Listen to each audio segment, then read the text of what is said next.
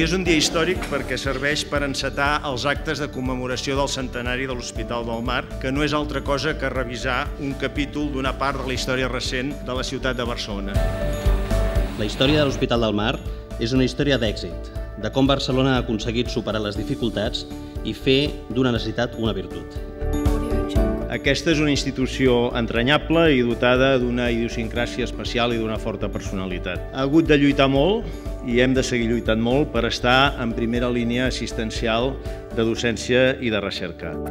La signatura de dos convenis que us explico. El primer entre l'Ajuntament de Barcelona i el Parc de Salut Mar, que ens permetrà licitar en breu les obres de l'hospital. El segon és un conveni marc de col·laboració entre la Generalitat de Catalunya i l'Ajuntament de Barcelona de suport institucional al Consorci Mar Parc de Salut de Barcelona.